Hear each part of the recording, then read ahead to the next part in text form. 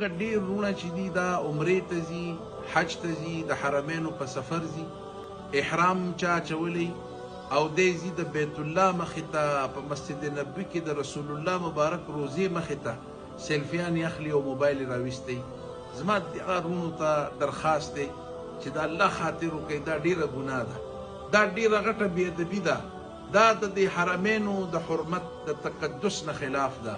بیت الله مخې ته دې سړی وي او سړي دې موبایل راویستی او احرام کې، په احرام کې خو په سړي باندې ډېرې پابندۍ دي، نو چې څنګه د نورو شیونو پابندي دي، پابندۍ دي دقسې د دین دي.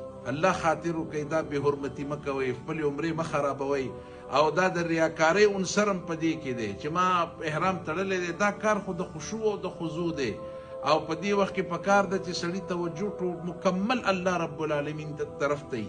او زمونږ ډېر وروڼه چې دغه تصویر اخلي، په دې کې په دې حرمینو کې پردۍ لوڼه خویندې تورسري دي او د هغوی تصویران په دې غلطۍ کې راشي. دغه ګناه او وبال هم چې دی د دغه سړي په غاړه باندې چې د ده په دې کیمره کې د بل لور خور تصویر راځي.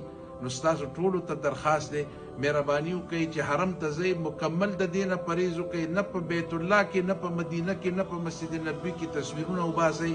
او دغه پیغام زما یو ورور ته او یو کور ته ورسوئ چې کم خلک حرمینو ته ځي، چې آینده لپاره د دې نه مکمل پرهیز